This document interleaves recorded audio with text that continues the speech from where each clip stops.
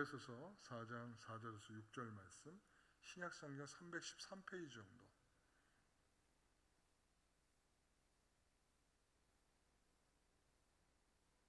저기 지금 울고 있습니다. 조금만 저렇게 선이.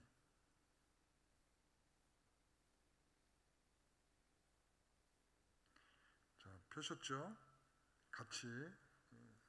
우리 같이 봉독하겠습니다. 몸이 하나요 성령도 한 분이시니 이와 같이 너희가 부르심의 한 소망 안에서 부르심을 받았느니라. 주도 한 분이시요 믿음도 하나요 세례도 하나요 하나님도 한 분이시니 곧 만유의 아버지시라. 만유 위에 계시고 만유를 통일하시고 만유 가운데 계시도다. 아멘. 오늘 함께 나누실 말씀의 제목은 성령도 한 분이시니 라는 제목입니다. 성령도 한 분이시니. 우리 지난주에 제목은 뭐였죠? 목사님 일주일 지나서 어떻게 기억합니까? 1시간 전 것도 기억이 안 나는데. 그렇죠? 몸이 하나요. 어렵지도 않은 제목인데 몸이 하나요 였습니다. 오늘은 성령도 한 분이시니 제목이 이렇습니다. 신약 성경에 보면 이 하나라고 하는 것, 이 하나를 제가 지난주 유니티 뭐라고 그랬죠? 연합이고 통일이다 그랬습니다. 연합이고 통일이다. 이런 표현들은 신약 성경에 여러 번 나오게 됩니다. 나는 포도나무에 너희는 가지니. 그래서 한 포도나무의 가지로서 성도들을 표현하고 있고요. 그리고 성전의 돌들이다 이렇게 표현합니다. 성전의 돌들. 성전 안에 있는 돌들은 성전이죠. 그렇게 표현되는 거죠. 그리고 새 이스라엘이다. 12지파를 구성하고 있는, 우리가 요한계시록에 봐도, 요한계시록 7장에 봐도 새 이스라엘을 이룬 14만 4천의 명단들 중에 그런 자들이 있잖아요. 각 지파들이 이렇게 구성돼서 이 하나의 14만 4천의 구원받을 수가 되는 것처럼 이렇게 통일된, 연합된 것처럼 그렇게 표현하고 있다는 것이죠. 그 통일을 표현하기 위해서 바울은 7가지로 설명을 하고 있습니다. 지난주에 몸이 하나요로부터 시작해서 이제 하나님도 한 분이시니 만유 위에 계시고 만유를 통일하시고 뭐 이런 표현을 하시고 있잖아요. 그래서 이제 그런 일반적인 하나님으로부터, 성부로부터 성령에 이르는 순서를 따르지 않고 이것을 뒤집어서 성령으로부터 설명하고 있다는 것. 그리고 모든 시작의 처음에 몸이라고 하는, 몸으로 상징하는 예수님의 몸된 교회로서의 출발이 첫 번째 출발로서 나온다는 이 모든 것들이 굉장히 중요한 의미를 갖습니다. 왜냐하면 교회는 하나님께서 모든 것을 통일하시는 그 장이라고 할 수 있습니다. 그 장이 교회에서 마련되는 것입니다. 그래서 지난주에 제가 그런 말씀드렸죠. 교회, 몸된 교회라고 하는 의미가 뭐냐라고 했을 때 서로 연결되어 있고 서로 연합되어 있고 유기적인 연합을 이루고 있고 서로 위하고 상호적인 작용이 일어나야 된다 제가 말씀드렸고요. 그리고 주님이 머리이신 명령과 말씀을, 그것을 따라서 교회는 그것을 순종하는 것으로 모든 세상에 보여줘야 하는 도구로서의 의미를 갖게 된다라고 설명을 드렸습니다마는 기억은 안 나시겠죠. 자, 그렇습니다. 그래서 교회는 이렇게 모든 하나님께서 하나임을 드러내기 위한, 통일을 이루기 위한, 연합을 이루기 위한 장으로서 교회를 말씀하고 있습니다. 여러분, 그래서 우리는 그렇게 통일된 교회 하나인 교회 안에 있다는 사실이 얼마나 큰 위로인지 모릅니다. 세상이 흔들리고 코로나19로 시끄럽고 그리고 모든 것이 어렵고 마음이 심란하고 그리고 스트레스 받고 예민해지고 그러다 할지라도 우리가 하나이신 예수 그리스도의 몸된 교회의 사람이라고 하는 것을 통해서 위로가 되고 또 감사가 있어야 할 줄 믿습니다. 자, 그래서 교회가 구체적으로 한 몸이 가능한 것은, 자, 성령도 한 분이시니로 가능한 것입니다. 고린도전서 12장 13절의 말씀에 보게 되면 한 성령께서 세례를 주심으로 인하여 한 몸이 되게 하셨다 이렇게 표현하고 있어요. 한 성령께서 세례를 주심으로 한 몸이 되도록 하셨다. 그러니까 한 몸을 이루게 하시는데 아주 중요한 위치에 누가 계시느냐? 성령 하나님께서 계신다. 그래서 몸이 하나인 다음에 두 번째 등장하는 게 성령이 등장하시는 이유가 거기에 있는 것입니다. 성령도 한 분이시다. 그래서 에베소 안에 그 한 분인 성령을 여러 가지로 소개하고 있어요. 그 한 몸을 이루기 위해서 성령께서 어떠한 사역을 하시는지를 한 4가지 정도로 오늘 우리가 에베소 안에서 살펴서 의미를 확인하도록 하겠습니다. 첫 번째는 에베소 1장 13절의 말씀입니다. 다 같이 읽어보겠습니다. 그 안에서 너희도 진리의 말씀 곧 너희의 구원의 복음을 듣고 그 안에서 또한 믿어 약속의 성령으로 인치심을 받았으니라고 합니다. 자, 여기서 보면 진리의 말씀 곧 구원의 복음을 듣고 믿을 수 있는 것이 뭡니까? 성령의 인치심이 있어야 됩니다. 성령의 인치심 없이는 그것을 들을 수도 없고 믿을 수도 없는 것입니다. 그러니까 내가 왜 못 믿냐 그러면 성령의 인치심이 없기 때문에 그래서 요한복음 14장 26절에 보면 성령 그가 너에게 모든 것을 가르치시고 그리고 예수님께서 가르치신 것을 생각나게 하는 역할을 성령께서 하실 것입니다. 그러니까 성령은 우리를 가르쳐 주실 뿐만 아니라 우리가 그 가르쳐 주신 것을 생각하고 그것을 따라 살아가도록 이끌어 주시는 역할을 성령께서 하시는 거예요. 우리가 듣게 하고 믿게 하고 그럴 수 있도록 우리를 인치시는 역할을 성령께서 하시는 겁니다. 우리가 죄인임을 깨닫고 우리가 그 예수 그리스도를 영접하고 그리고 또한 그분을 알아가고 또 그분을 주라고 고백하고 하는 모든 일들은 그냥 할 수 있는 것이 아니라 성령께서 인치신 자들에게 가능하도록 하신다라는 말씀이죠. 그래서 요한계시록 7장에 아까 제가 말씀드렸듯이 구원받은 14만 4천에게 공통적으로 하신 게 뭐겠습니까? 거기에 보면 그들에게 14만 4천은 성령의 인치심을 받은 자라고 되어 있어요. 성령의 인치심을 받은 자만이 구원을 받을 수 있는 자들인 줄 믿습니다.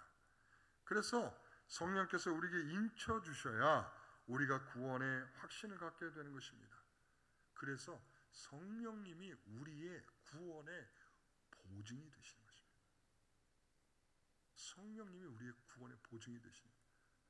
여러분, 우리가 월세 살 때 보증금 내잖아요. 우리가 월세를 잘 낼 것을 담보하는 보증금이죠. 우리의 구원을 담보해 주시는 그 역할을 누가 하신다고요? 성령님이 하신다니까. 성령님이 우리의 담보를 보증인이 돼 주신다. 자, 두 번째는 하나님이 에베소 2장 22절 말씀입니다. 같이 읽어봅니다. 너희도 성령 안에서 하나님이 거하실 처소가 되기 위하여 그리스도 예수 안에서 함께 지어져 갑니다. 성령 안에서 하나님이 거하실 처소가 되기 위하여 그리스도 예수 안에서 함께 지어져 간다. 하나님이 거하실 처소가 되도록 성령께서 내주하신다 이런 뜻이에요. 성령께서 내주하신다. 여러분 고린도전서 3장 16절에 보면은 너희는 하나님의 성전인 것과 하나님의 성령이 너희 안에 계신 것을 알지 못하느냐. 하나님의 성전인 것과 성령이 함께 계시는 것이 동등한 위치에 놓이고 있어요. 하나님이 함께 계셔야 성전인 것입니다. 건물이 있어 성전이 아니라 하나님이 함께 계셔야 성전인 것입니다. 여러분, 우리는 다 성령님께서 거하시는 성전입니다. 우리 성전이 20개가 넘게 여기 계시네요. 그렇죠? 그런데 그렇게 부르질 않잖아요. 성전 하나, 성전 둘, 성전 셋 이렇게 부르지 않죠. 왜 그럴까요? 성전으로 지어져 간다 이렇게 말할 때 성전들이 지어져 가는 것이 아니라 성전이 지어져 가는 거예요. 왜 그런가 하면 그 성령께서 각자로 분할해서 들어가시는 게 아니라 한 성령이 우리 안에 거하시는 거예요. 한 성령. 그래서 객체 안에 한 성령이 또 다른 객체 안에 한 성령이 계심으로 인해서 그 한 성령으로 우리가 한 몸을 이루게 되는 것이거든요. 여러분, 하나님을 부르심을 입은 자들은 그렇게 성전으로서 기능하게 되는 것입니다. 이게 이런 의미예요. 어떤 의미냐면 에베소서 성도들은 다 이방인들이었겠죠. 이방인들로서 이 복음을 들었습니다. 그리고는 그들이 그 이전에 가지고 있었던 수많은 영적인 것에 대한 것도 있잖아요. 우리가 예전에 교회 다니지 않을 때 어떤 영적인 활동을 했었습니까? 저는 예전에 교회 다니지 않을 때 우리 집에서 구슬했습니다. 고사를 지냈습니다. 우리 어머니 굉장히 그런 거 좋아하셨습니다. 우리 어머니가 산부 예배는 안 보시기 때문에 제가 우리 어머니를 까는 거예요. 그런 것들을 우리가 교회를 다니기 전까지는 집안 구석구석에 부적을 끼워놓고 그 제 방에는 수십 개의 부적을 끼워놓을 정도로 그 부적 사랑이 굉장히 대단하셨습니다. 그런데 참 놀라운 것은 교회를 딱 가자마자 교회를 첫날 딱 다녀오시자마자 그 다음 주중에 목사님을 다 모셔갖고 와서는 집에 있는 부적 대감독, 이런 대감독 아시죠? 대감독을 비롯해서 집에 있는 모든 것들을 다 정리를 하시더라고. 놀랐어요. 새벽이면 정한수를 떠놓고 기도하던 어머니가 이제는 무릎을 꿇고 다 하나님께 새벽마다 기도하시더라고. 여러분, 이게 바로 이 에베소 성도들도 그러한 영적인 것들을 갖고 있었어요. 그들은 어떤 영적인 것들을 갖고 있었냐면 특히 그 페레도이라고 해서 신과 동행하는 자들이라고 하는 표현으로 그 샤먼 있죠? 무당. 그러니까 무당들 같은 사람들과 같이 생활하고 살았어요. 그래서 자신들이 어렵고 간청할 일들이 있으면 그 샤먼에게 이야기를 해줘서 자기를 대신해서 기도하도록. 그리고 그 모든 신적인 이야기를 듣고 따라가는 계시의 말을 듣고 하는 일들을 했단 말이죠.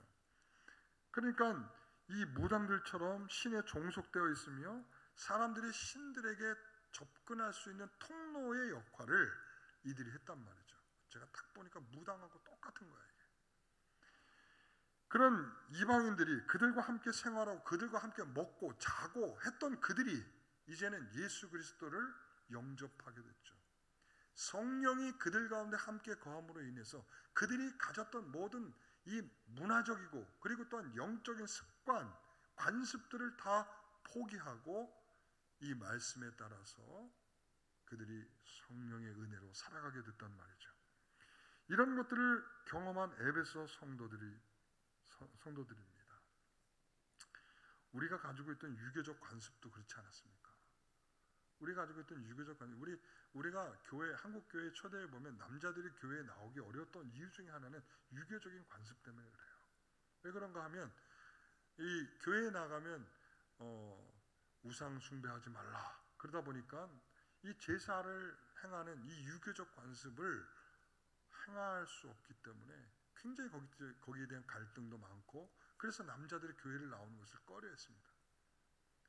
저희 아버지도 그랬었거든요. 교회를 나갈까 말까를 고민할 때 왜냐하면 3대 독자이시고 제사를 다 하시기 때문에 교회를 나가느냐의 문제가 굉장히 중요한 문제였어요. 왜? 다른 문제는 걸리는 게 없어. 딱 한 가지 걸려. 교회 나가면 이 제사를 하면 안 된다는 건 어디서 많이 들으셔가지고 그것 때문에 끙끙 앓고 고민을 하시더라고요.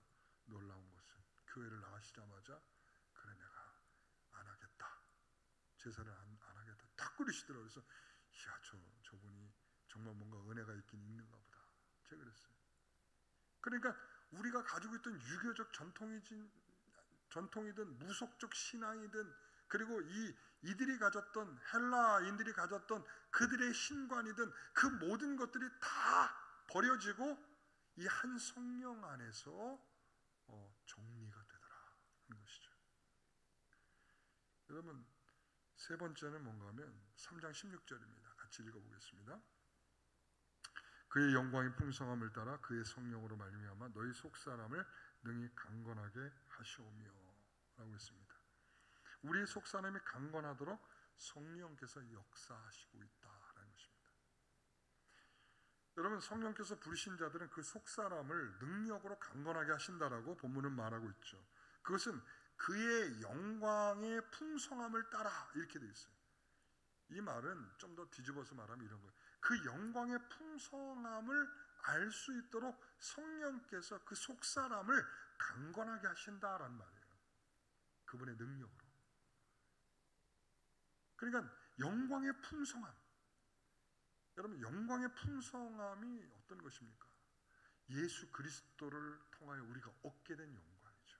그분이 우리를 위하여 죽으시고 그분이 우리를 위하여 부활하신 그 부활이 우리의 것이라고 생각할 때에 그 영광스러움을 우리가 생각할 때 그것을 바라볼 수 있게 하는 것은 성령의 역할이라는 것이죠. 그 영광의 풍성함이 얼마나 큰지, 앞으로 오실 그분이, 종말에 오실 그분이, 다시 오실 그분이 얼마나 큰 영광을 가지고 다시 오실 것인지를 우리가 생각하고 상상할 수 있도록 만드는 일이 성령 하나님께서 하시는 일이라고 말씀하고 있는 것입니다. 우리 금요일날 금요기도회 때 제가 들려드린 말씀이 있었죠. 이스라엘 백성들이 모세가 시내산에 올라가서 두 돌판을 받아가지고 내려오려고 할 때에 이 모세가 올라간 지 40일이 되어도 내려오지 않자 그들이 황금 송아지 그 귀걸이들을 다 뽑아가지고는 그 금을 녹여가지고 황금 송아지를 만들어가지고 이것이 우리의 하나님이다. 모세는 이미 죽었으니 이 금송아지가 우리를 살릴 것이다 하면서 축제를 벌이며 그 가운데서 서로 난리법석이 났을 때에 그때 모세가 내려와서 그 꼴을 보고는 화가 나서 두 돌판을 깨버리지 않았습니까? 그리고는 그들을 위하여 간청하여 기도하고 하나님 저들 용서해달라고 위하여 기도하고 그리고 만약에 저들을 용서해 주지 않는다면 저를 생명책에서 지워달라고 협박까지 하면서 그리고는 하나님께 용서를 결국은 받게 되죠. 그리고 다시 두 돌판을 만들어 가지고는 올라가서 하나님이 써주신 그 십계명을 들고 내려올 때에 그 얼굴에 무엇이 비쳤다고요? 광채가. 얼굴에 뭐가요? 광채가 비쳤다. 얼굴에 광채를 비추게 하신 이유는 이겁니다. 지금 모세가 들고 내려온 게 뭐예요? 두 돌판. 이 두 돌판에 쓰여진 이 십계명의 말씀이 얼마나 영광스러운 말씀인가를 그 빛으로 보여주는 거예요. 이제 들려주는 이 말씀은 하나님의 영광스러운 말씀이다 라고 가르쳐주기 위해서 그 영광의 광채를 얼굴에 갖게 하여 주신 거예요. 그리고 너희들이 짓게 될, 모세가 지금부터 설명하여 짓게 될 이 성막이 하나님의 큰 영광이 임할 성막이다 라고 하는 것을, 너희들이 이제 모세의 입을 통하여 듣게 될 이 율법의 말씀들이 얼마나 존귀한 하나님의 말씀인지를 알고 듣고 행하라, 이런 의미가 담겨있는 광채인데, 사람들은 이미 앞전에 그 직전에 이루어진 일이 뭐예요? 황금 송아지를 통해서 그 물욕이 넘치는 인간의 이 본성이 보게 되는 건 뭐냐면, 욕심과 탐욕은 뭘 보는 거예요? 보이지 않는 하나님이 뭐 시답지 않은 말 들려준 건 관심도 없어. 뭐처럼? 이 황금 송아지처럼 우리에게 눈에 보이면서 확실한 뭔가가 주어지는 것만이 뭐로? 진짜라고 생각되는 거죠. 그러니까 지금 얼굴에 광채가 나는 의미를 전달받기보다는 뭐만? 야, 희한하다. 굉장한 능력인데? 그러니까 고린도후서 3장에 사도 바울은 그 의미를 이렇게 해석을 해줘요. 18절, 19절 같이 봅니다. 우리는 모세가 이스라엘 자손에게 장차 없어질 것에 결국을 주목하지 못하게 하려고 수건을 그 얼굴에 쓴 것 같이 아니하노라. 그의 얼굴에다 뭘 씌웠어요? 모세의 얼굴에다가 수건을 씌웠어. 왜? 너희들은 이 광채를 보다 보면 이 광채에 빠져가지고 하나님이 주시려고 하는 말씀의 의미를 깨닫지 못한다 이거예요. 깨닫지 못한다. 그러니까 차라리 얼굴을 덮어놔야겠다는 거죠. 이 얼굴의 광채가 뭐냐? 바울이 말해 14절에 뭐라고 그래요? 14절에 그들의 마음이 완고해 오늘날까지도 구약을 읽을 때 그 수건이 벗겨지지 아니하고 있으니 그 수건은 뭐라고? 그리스도 안에서 없어질 것이다. 그 광채가 뭐라는 거예요? 그리스도 예수를. 그 풍성한 영광의 그 광채가 예수 그리스도이신데 그것을 바라보려고 하는 것이 아니라 뭐만 보려고 하는 거야? 그 광채에만 빠지는 거야. 그게 인간이라는 거야. 그게 우리가 오늘날 그 영광의 풍성함으로 오신 예수 그리스도를 바라보기보다 세상의 현실적인 욕구를 채우는 데에 그것을 자꾸 동원하려는 우리의 모습을 보지 않습니까? 현실적인 욕구가 사라지면 그 다음에 기도도 안 해. 왜? 충분히 있는데 뭐.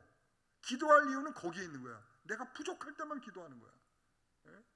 내가 병 들었을 때 기도하는 것이고, 그러니까 하나님께서 그 병을 주시는 이유도, 그리고 우리의 물질을 가져가시는 이유도 다 그런 데 있지 않겠어요? 정말 하나님을 더 사랑하라고, 하나님을 더 바라보라고, 하나님을 더 의지하라고, 하나님에 대한 모습을 바라보라는 의미에서 그렇지 않겠습니까? 그래서 성령께서 그 영광의 풍성함을 따라 속사람을 강건하게 하시는 일을 지금 한 몸인 교회에게 하고 계시다라는 것을 기억하십시오. 세 번째는 에베소 2장 18절 말씀입니다. 같이 읽습니다. 이는 그로 말미암아 우리 둘이 한 성령 안에서 아버지께 나아감을 얻게 하심이라. 벌써 네 번째네요. 제가 세 번째인 줄 알았어요. 네 번째. 여러분, 한 성령 안에서 아버지께 나아가는 것, 이게 가장 결정적인 것이고 가장 중요한 목적입니다. 성령께서 왜 교회 위에 한 성령으로 함께 계시느냐? 교회를 어느 방향으로 끌고 가려고요? 아버지 하나님께로 끌고 가려는 거예요. 그래서 우리가 보면은 죄의 원리는 뭐냐면 분리예요. 죄가 뭐냐 그러면 뭐 원하의 뜻은 이 관역으로부터 벗어난 거다, 뭐 이런 뜻을 갖지만 이 죄는 궁극적으로 뭐냐면 하나님으로부터 멀어지는 거예요. 하나님으로부터 멀어진 모든 행위는 죄예요. 예? 그렇기 때문에 우리가 생각하는 것보다 우리의 죄악이 더 많은 이유가 우리의 마음속에 하나님과 가까이 하지 못하는 수많은 것들이 우리 안에 존재하고 있기 때문에 실제적으로 우리는 더 많은, 우리가 도둑질을 하지 않아서 죄를 짓지 않는다 이런 의미가 아니라 그보다도 더 하나님을 사랑하지 못하는 수많은 죄들이 우리 안에 있다. 왜? 분리되려고 하는. 그래서 에덴 동산에 아담과 하와가 타락했을 때 하나님 에덴 동산으로부터 어떻게 했어요? 분리시키시잖아요. 이 타락의 의미가 그런 거예요. 하나님으로부터 떨어져 나간 거예요. 하나님부터 떨어져 나간 것이 타락이요, 하나님부터 분리된 것이 죄악이란 말이죠. 그러니까 성령께서 우리 안에 내주하시고 하나이게 하시는 것은 그 분리되었던, 우리가 죄악 가운데 살아가는 우리들의 인생들을 끌어모아서 하나님께 계속 모아 그를 그 앞으로 끌고 가려는 하나님의 의미가 담겨 있는 것이죠. 여러분, 우리 스스로가 그 죄악을 벗어나려는 능력은 없습니다. 여러분 보세요. 고린도교회 성도들은 방언을 하고 예언을 하고 능력을 행했습니다. 그런데 그들은 서로 나뉘어지고 찢어지고 당파 싸움을 하고 있습니다. 이게 무엇을, 그 능력이 뭐냐는 거죠. 그들이 방언을 하는 게 과연 뭐냐는 거죠. 그들이 예언을 하는 것은 도대체 뭐냐는 거죠. 예? 자, 여러분 생각해 봅시다. 우리 수준으로 생각하면, 자, 우리가 봉사를 열심히 합니다. 근데 봉사하면 서로 지글지글 서로 싸워. 이게 뭐냐는 거죠. 그 봉사가 뭐냐는 거죠. 예? 여러분, 이거는 하나님께서, 성령께서 우리 가운데 성령을 소멸하고 있는 일들이에요. 성령을 소멸하고 있는 일. 우리가 구원받았다면 성령을 소멸한 일이요, 우리가 구원받지 않은 성도라면 구원 밖에 있는 자들의 법도를 따르는 그러한 무지한 일이 될 것입니다. 그러므로 사랑하는 성도 여러분, 분명한 것은 그들은 은사를 받았고 능력이 나타나고 외적인 증거에 초점이 있는 것이지 하나님께 가까이 가려는 마음이 없는 거예요. 은사를 주신 이유가 뭡니까? 하나님께서 그들에게 능력을 베푸신 이유는 뭡니까? 우리에게 병을 치료해 주시는 이유가 뭡니까? 우리가 가난으로부터 벗어나게 하신 이유는 뭡니까? 하나님께 더 가까이 가야 되는데, 근데 자꾸 어떤 일이 벌어지냐면 자꾸 우리의 눈의 시야를 가리는 무엇인가가 자꾸 나타난다는 거예요. 우리가 하나님을 바라볼 수 없고 하나님께 가까이 갈 수 없는 수많은 시야들이 우리 앞에 가려지기 때문에, 여러분, 그래서 하나님께서 우리에게 주시는 게 뭔가 하면, 어떨 때는 사업이 잘 안 되도록 하게 하시고, 어떨 때는 병도 주시기도 하고, 어떨 때는 우리가 하는 일들이 자꾸 엉클어지게 만들어요. 그때 시야가 열려요. 놀랍죠. 우리가 부유해질 때는 시야가 더 막혀요. 우리가 건강하면 시야가 더 막혀요. 이상하죠. 영적인 원리가 그렇더라고요. 성령께서 오늘 우리에게 정말 주님을 향하여 우리에게 주시는, 하나님을 향하여 우리가 나아갈 수 있게 하는, 하나님을 더 가까이 가게 할 수 있는 은혜를 우리에게 베풀어 줄 것입니다. 그래서 오늘 여러분과 제가 이 자리에 있는 거 아니겠습니까? 여러분, 저도 4부, 5부 예배 드리는 거 되게 힘듭니다. 안 힘들다면 거짓말이죠. 근데 왜 그걸 하겠습니까? 어떻게든 예배는 함께 모여서 예배하는 것이 중심이 되어야 하기 때문에 성도들이 나와서 예배할 수 있도록 그 장을 마련해 주는 역할을 제가 해야 된다고 생각했습니다. 오늘 사랑하는 성도 여러분, 하나님께 가까이 가지 못하는 모든 일들은 다 죄악입니다. 성령께서 여러분들을 데리고 지금 정말 어렵고 힘든 길들을 이끌어내서 지금 하나님 아버지와 함께 교제하며 사귐의 자리로 우리를 이끌고 가시는데, 오늘 그래서 이 예배가 중요한 것입니다. 하나님과 사귐이 계속될 수 있는 자리, 하나님과 가까워질 수 있는 자리, 가까워진 것을 확인하는 자리, 그 가까워진 말씀을 듣고 우리가 그 말씀을 따라 살려고 하는 새로운 의지를 주시는 자리, 하나님에 대한 경향성이 더 분명해지는 자리, 이 예배의 자리가 없이는 불가능한 것이라고 저는 생각을 합니다. 오늘 저와 여러분들이 이렇게 성령께서 한 분이신 성령께서 이끌어 가시는 놀라운 은혜를 함께 누리는 저와 여러분 되시기를 소원합니다. 기도하겠습니다. 하나님 아버지 감사합니다. 성령이 한 분이시라는 것을 통하여 한 교회를, 하나의 원리를 이끌어 가시면서 우리가 가지고 있는 모든 관습과 습관과 전통을 포기하게 하시며 하나의 원리 속으로 우리에게 두게 하시고 그 영광스러움을 바라보며 나아갈 수 있도록 하시는 은혜를 감사합니다. 흐트러지지 아니하게 하시고 오직 하나님만 바라보게 하옵소서. 예수님의 이름으로 기도하옵나이다. 아멘. 모두 일어나셔서 208장입니다.